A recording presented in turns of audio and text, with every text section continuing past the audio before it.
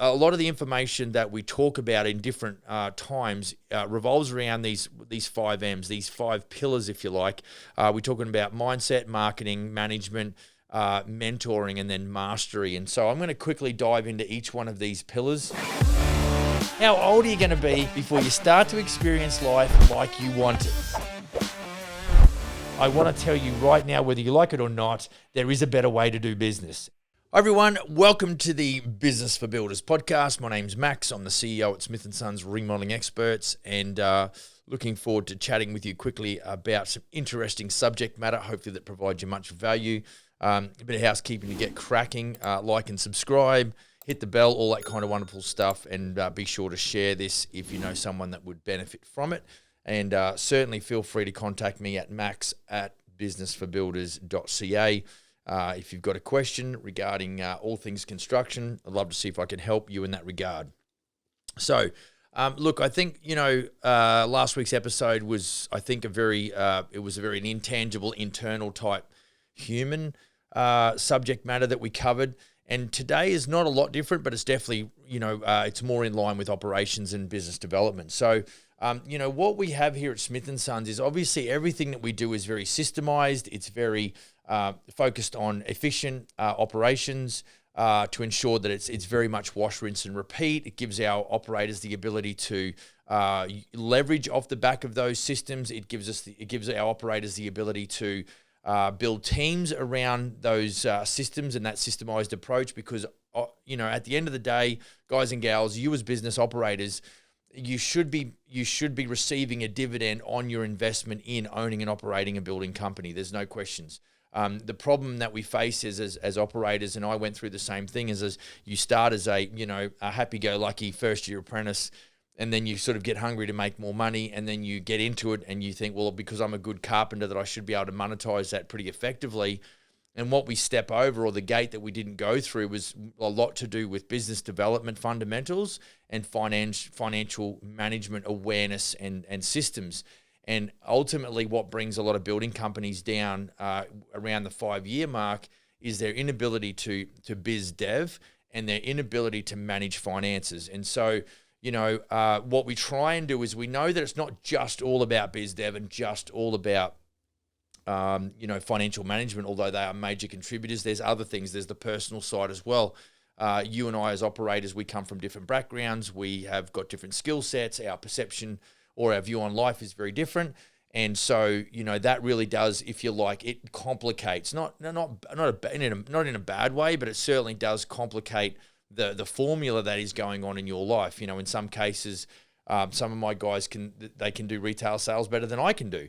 But there's definitely some cases where I'm a much better retail salesperson in construction than some of my operators currently are. So we all come to the table and we bring different baggage. So what we've tried to do at Smith & Sons here for our guys is we a lot of the information that we talk about in different times revolves around these 5 M's, these 5 pillars, if you like. We're talking about mindset, marketing, management, mentoring, and then mastery. And so I'm going to quickly dive into each one of these pillars and just quickly chat about, some of the subject matter that you might find interesting and even maybe find useful in maybe improving yourself and really developing yourself as a leader and as an operator at a higher level, but also, managing or developing and managing that business at a higher level as well. So, mindset's number one. And of course, really this is an internal thing. You've heard about, the cup half full, the cup half empty type deal.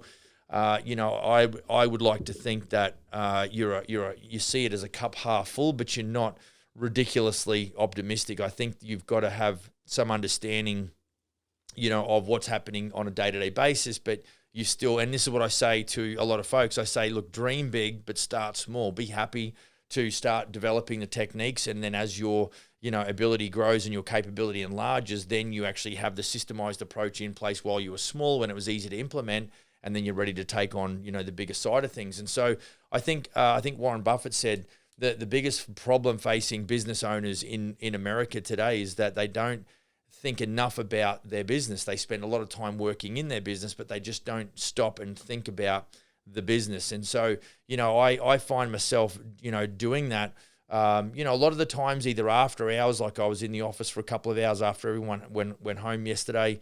And definitely, I find Saturday mornings definitely is a time where I can just contemplate, what my challenges are currently, contemplate maybe what happened during the week, contemplate, my existing logistic infrastructure, how we're doing things, and then consider different initiatives about how we're going to, make the client experience much better.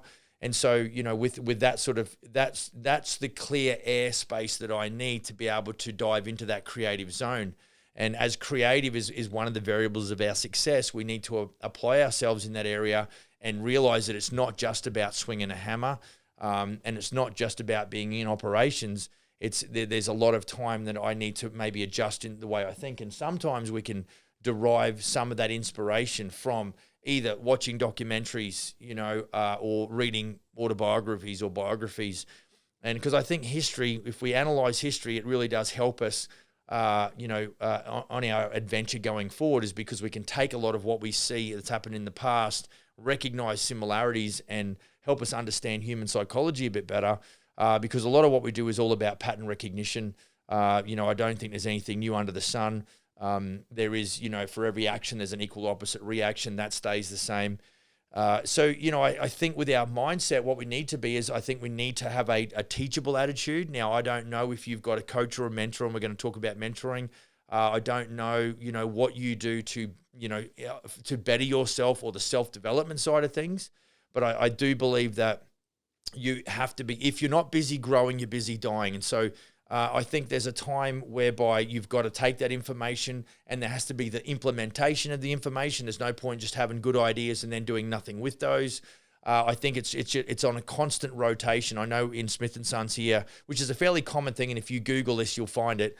It's a very much a plan, do, check, and act.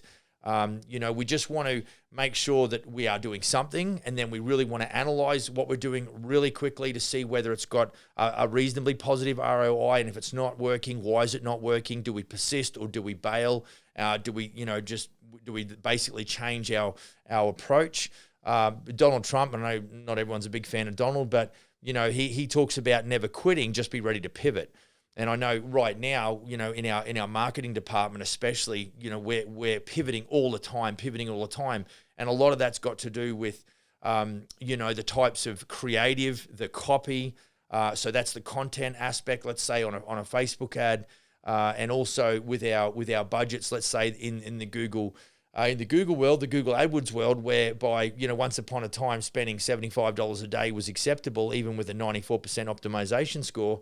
And yet in today's, in certain areas, in certain marketplaces, it really demands that we spend in excess of $100. So, all of these things, there's no such thing, I don't believe, in construction. If you want to really achieve a high level, I don't believe there is anything in the way of a set and forget.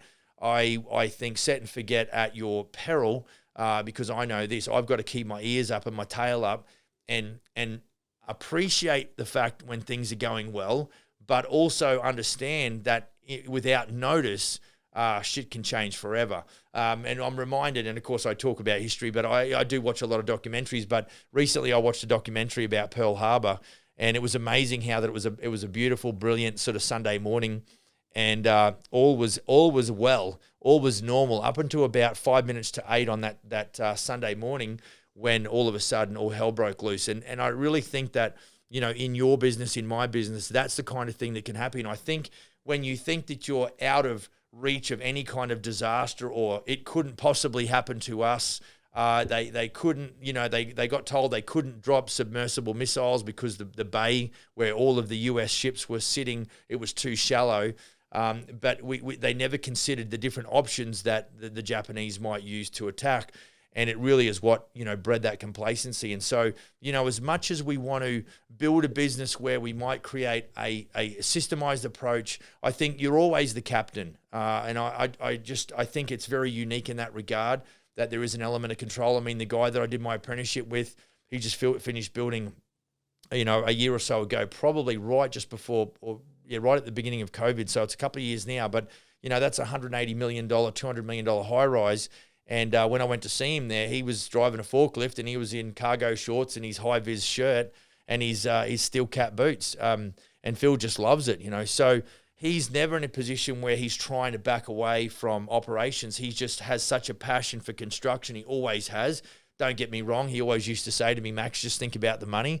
So, he's all about putting runs on the board or, having the scoreboard show a good outcome. But, I think if you're getting into the business to maybe make a killing and then get out, I just think maybe you're in the wrong business, because this business will demand your attention for a significant amount of time. But I do believe that it is possible to, put the business together. So that's mindset.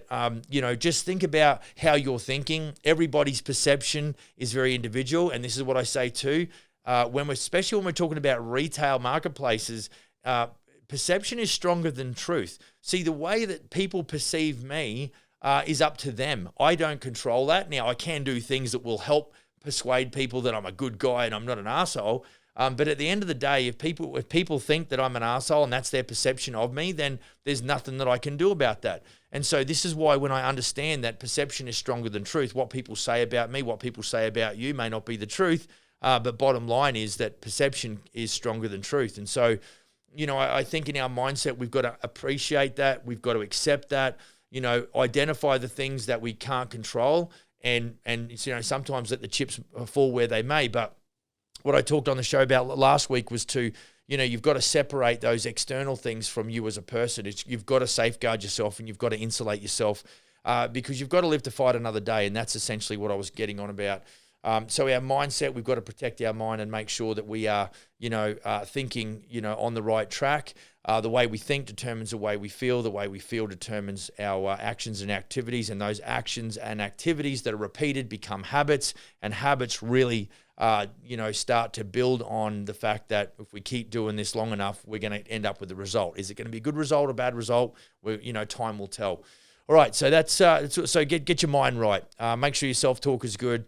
And, I don't know that you can do this on your own. You're going to need to be pulling information and a change in mindset perhaps from stories, in biographies, or you've got to be watching those documentaries, or you've got to be maybe listening to Gary Vaynerchuk, which is what I did a lot of in the early days of launching Smith & Sons here in Canada.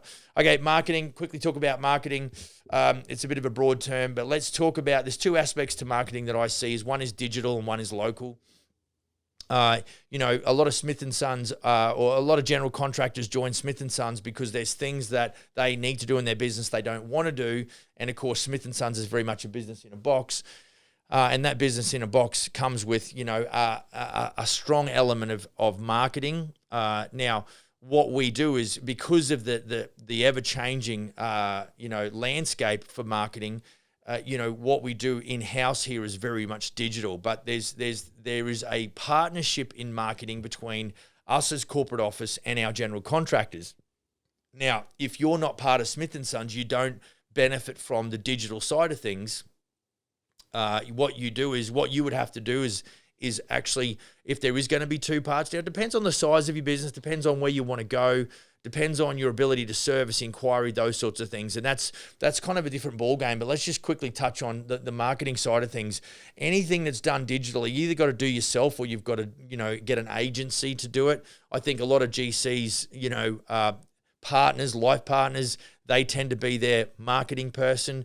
And there's a lot of kind of, winging it and a little bit of making it up on the fly. And there's a lot of uncertainty and unknowns around what you're doing. And I know for a fact, we've got a computer scientist that actually helps, who used to work full time for me, who has continued to help us on the side as a consultant. And, he tells me a lot that both the I'd say algorithms, which is a bit of a stretch, but certainly the dynamics within the Google AdWords world and certainly in the social media as it relates to Facebook and Instagram, a lot of that side of things is constantly on the change. So what you nail down today in 6 months could be very different. And so, this is why that we have chosen to offer digital marketing services as part of the package when franchise general contractors get involved. However, the flip side of that is that the thing that we cannot do and we don't propose to do is the local area marketing, the building of a sphere of influence. Now, you probably come from a situation where in your area, if you've been in and around your area for 10, 20 years, you've got some sort of reputation, you've got some sort of sphere of influence. And what I'm talking about as far as local area marketing is building those business relationships with architects, interior designers, anybody that's in and around your neck of the woods, even like realtors. Building a business relationship with realtors where they might sell a home that needs renovation. And of course, if they're new to the area, some homeowners might ask the realtor, do you know of a general contractor that might be able to help us out? And so you want to be at the top and front of the mind of that realtor when it comes to, okay, here's Billy Boy's business card. And that's the kind of local area. You got to be pounding the pavement, pressing the flesh, and working hard. Deliver packages to realtors for new homeowners. There's an idea. So that, that might have something, for the home, and included in there might be an introduction to your building company.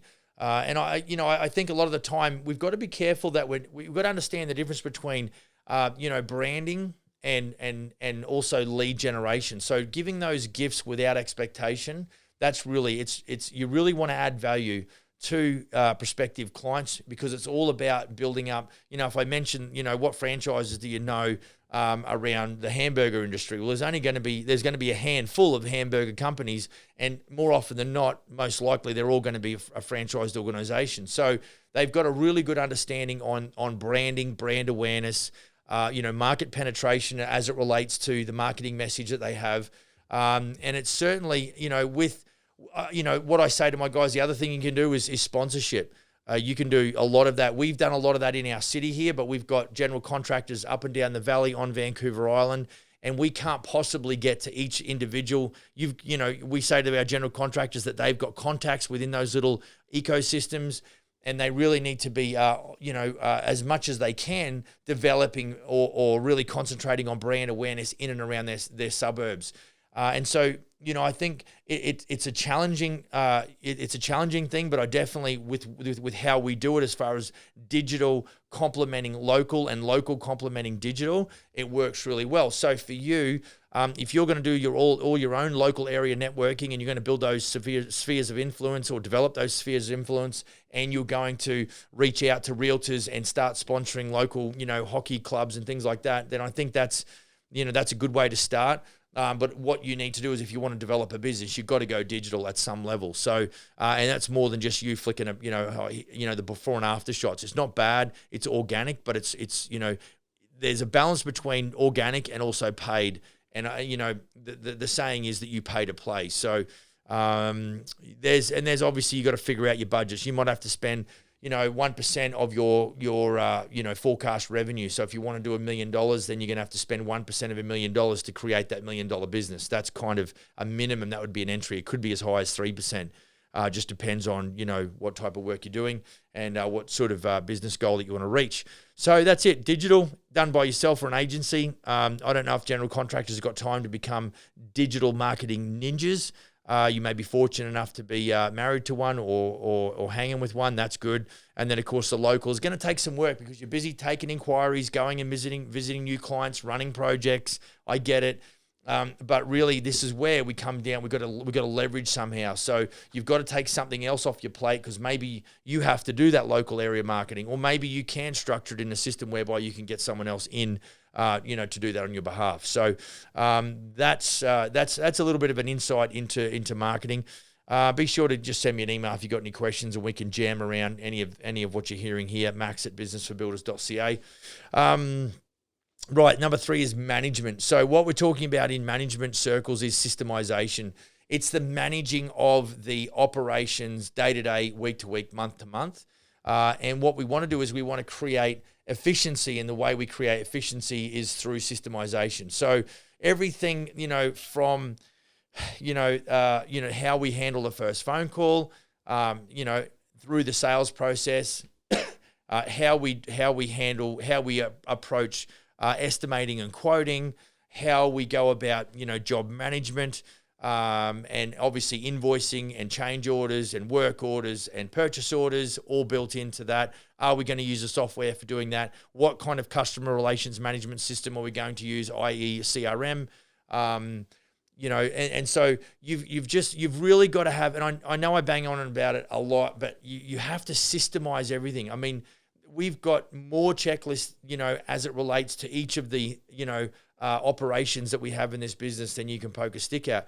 And it's because that, I don't want to be the magic of my business. I want to have a system, and I've got some good humans in the office who run those systems, and they report back. And so there's accountability measures as well, but there's always, that systemized approach. And so for me to manage my business is not super difficult because we've, set boundaries, we manage expectations within the office, and everybody has, a management system. And in the event that we find something that's not included in a system or on a checklist, or there isn't some sort of plan around how we approach that next time, then really the team collaborates around, okay, let's add that to an existing checklist, or actually that warrants now that we set up, another standard operating procedure for that task. So, I think that's where, when you come back, everything that I'm talking about here, or we'll talk about, it needs your thought process. It needs your consideration. Really analyze maybe what you've done, look at the good things that you've done, look at the maybe not so good things that you've done, and then be able to sort of compartmentalize that and go, all right, now I don't actually know how to systemize this portion of my business. And then there's a little website that's spelled GOOGLE, which has all of the secrets for real.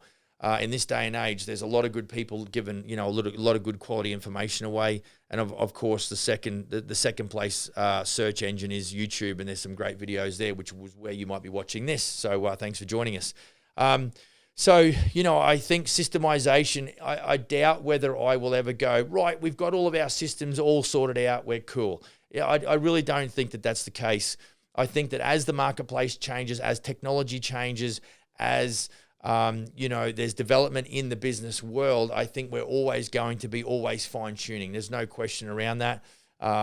There's always challenges that we face on a fairly regular basis, and maybe there's a better way to handle those today than what we did last week. So, be open to change on the systemization side of things. Right. Number 4 is mentoring. So everyone needs a coach.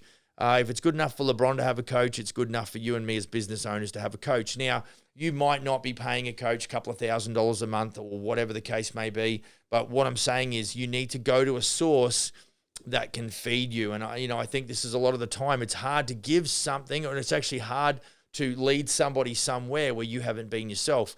And so, I think that, if you're a one-man or a one-woman band right now, then I think there's probably an opportunity for you to just start to look around and go, all right, who am I as a person? And is there somebody else out there that's resonating, their message is resonating with me? And maybe I can just get a hook in them and start to sort of understand where they're coming from and consider maybe some things that I'm currently doing that need to change, or some things that maybe are stagnant that are in your business that also need a little bit of a bit of a shock treatment to revitalize.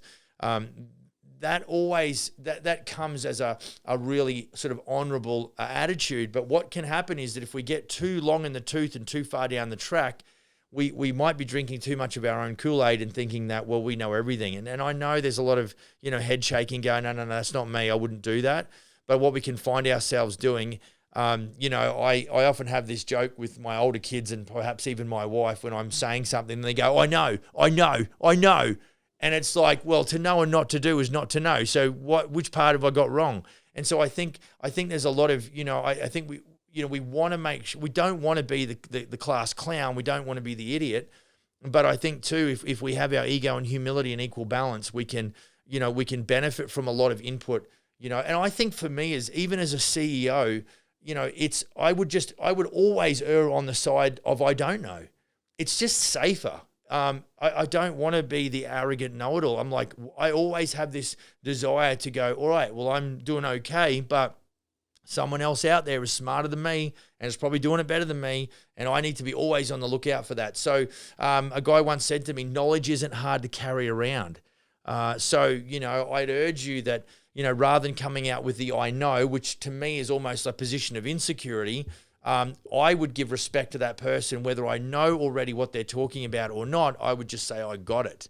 In other words, I'm communicating with another human who is actually going out of their way to maybe try and help me, even though that the information they're presenting I might already know. And I can just say, I got it. It's like, I've heard you and I've processed. And so I think, there's iron sharpens iron. And this is what we're big in Smith & Sons, is that we've got general contractors in the organization up and down, the West Coast here. And, it's really encouraging when they're talking to each other about their challenges. As much as we do give them all of the resources and the systems and tools, and of course the mentoring, they can also talk to peers that are in the industry and just go, hey, I had this situation. How did, have you had that situation? If you did, how did you get around it, or how did you handle that? And of course the flip side is I have a lot of the guys, calling me and go, hey, this is a situation I find myself in. Let's talk about it. I've got to handle this front on. It's a little bit, hairy, but, I'll get through it. And so what we do is we talk about that. And, I'm not in a position of judgment. I've been around the industry to know that there's some really bad shit that's happened to some really good people. And, we're all about defending our guys. There's no question. But this is the thing that I have to address as well, is that you've got to deal with the facts. I have very little experience in the legal world, but know enough to know that, and I say this often, that if it ain't in writing, it doesn't exist. There's no good, no point in you saying, well, I told that guy to operate safely and put his safety harness on. Your only defense is that you've got something in writing and you have a system or a process. And so, I think what we want to do in, the mentoring side of it is that we want to really be accountable to somebody.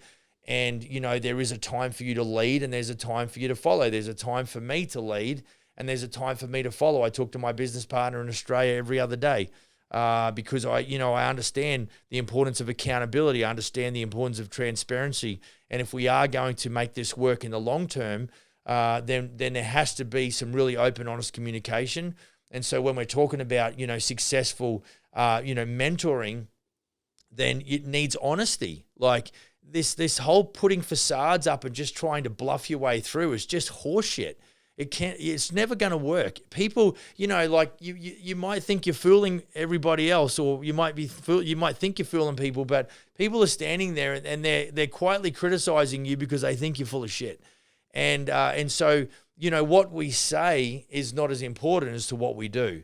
And so, I think a lot of the time it's just easier for me to take my medicine in the event that we've overspent, or in the event that we've done something that really I didn't calculate appropriately, and just take that medicine. Because once, and I've said this before, once I've accepted responsibility for the cock up, I now own the rights to the solution. And I want a solution. I want it now, and I want to do, I want to go, when I go around again, I want to do it better the next time. And I know you guys and gals do as well. And so, this is where, I'm just talking really about this, the psychological side of the business, but then there's also the coaching around, the financial metrics of the business, looking at, work in progress accounting or over under billing, talking about how do we calculate, what your fixed expenses are, how do we calculate what your break even point for the month is. Like, all of these kinds of things is what I'm talking to my guys on the phone about a lot. It's what I'm including in emails. It's all of those kind of things, because we're trying to safeguard the baby in the business we call profit. We are trying to preserve profit. That is it. The more profit you preserve as you build your business, the more operational capital you put in, the safer your position as a business owner is. And yet we find that more often than not, and too often, business owners, builders want to go and just, throw it all down and all on black and cross their fingers with no real consideration as to current operations, and then, forecasts, and actually paying attention to the numbers. And we talk about making data-driven decisions. Well, are we making data-driven decisions, or are we just shooting from the hip and hoping shit'll work out? That's the problem. It's because we don't come from a trained background. We just come from this rip, tear, and bust, kick doors in and go make it happen. And I'm telling you, to run a successful building company, that is not going to work for you. You have to be more calculated. You have to be a financial assassin. You really need to be analyzing stuff on a monthly basis at least. If you're an incredible analysis, you might be looking at shit once a week. You got to make sure your billables are good. You got to make sure your contracts that you're signing, happening regularly and adequately, and that the profit margin built into that is good, and that when you go and action that on the building site, that your delivery is in accordance with your estimate and your budget, and that your actuals aren't overtaking, and then you're sort of obviously creating negative, you're not preserving that baby profit. So, that's where a coach can just throw a very unemotional, objective set of eyes on your situation, and really, and if we do it regularly and we're doing it in advance instead of your accountant or, doing it at your year end saying, well, you've lost 50 grand, and you're like, well, I don't even know how that happened. That's the problem. And that's why mentoring is so important.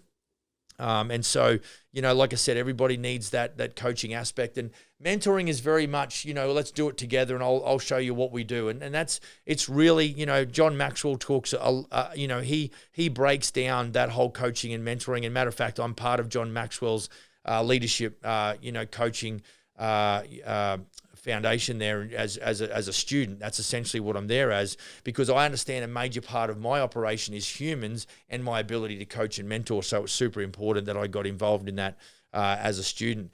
So that was mentoring. Everyone needs a coach. And then the final thing is mastery. And of course, we all want to stand there and go, yeah, I've mastered this art of business, and I'm not sure that's even a destination. So don't go kidding yourself. What really to help you in your journey of mastery, and I think it's not a destination. I think mastery is something that happens all the time to us. Well, it can happen. I think it avoids, or it really doesn't. A lot of people don't really start to master anything. And I think the two prerequisites is that you have a hunger for information and knowledge. And we talk about, how that, knowledge is really book smarts, but wisdom comes from having a crack and implementing that knowledge in a day-to-day event, and in some cases failing. And in that failure or success, you will derive a lot of wisdom, because you'll go, okay, I know what works for real and I know what doesn't work.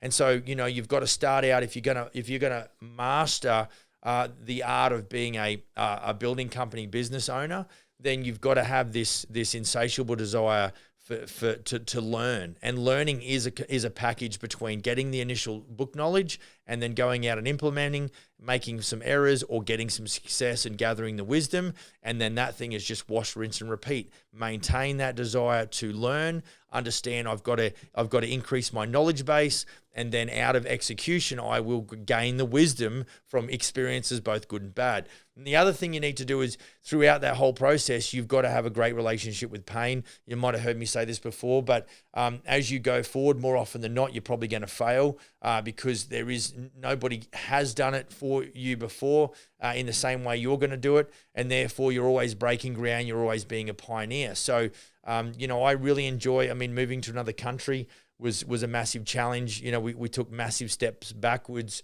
And so, but out of that, I think I enjoyed, because I enjoyed the challenge of breaking new ground. And of course, then when I got involved with Smith & Sons, it was just, another pioneering experience.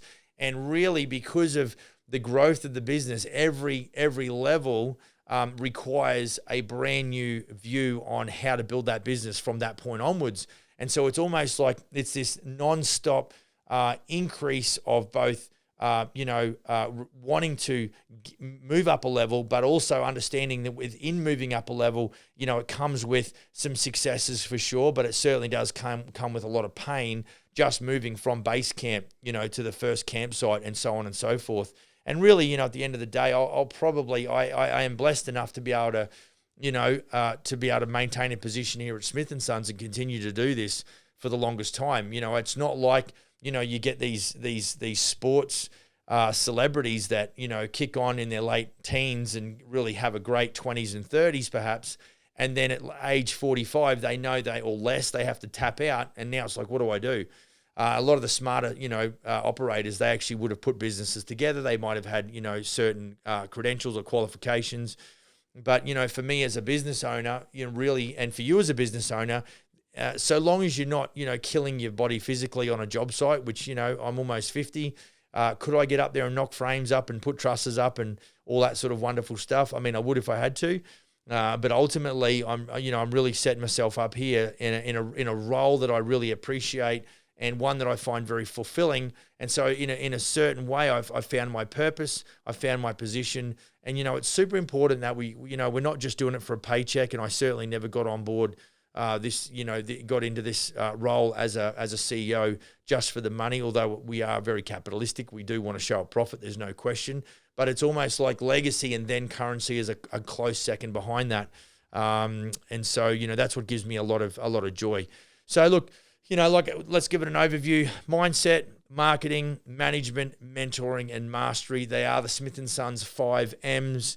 You could really grab that subject matter and actually just do a bunch of research on each of those headings and really start to think about how you can improve yourself going forward. And I'm not talking about where you have a big weekend and you make all this massive improvement overnight. It doesn't happen that way. It happens over a period of time and experience is gained throughout that process moving forward. And so really this is just a bit of an encouragement to go, here's some 5 things I want you to think about. Go and do your own research. Look how they can apply to you. Look how you can implement those in your own business life to become a better leader, a better spouse or spouse, and a better operator. And of course, off the back of that, create profitability and lifestyle. Go build a kick-ass business. I'll see you on the next episode. Cheers.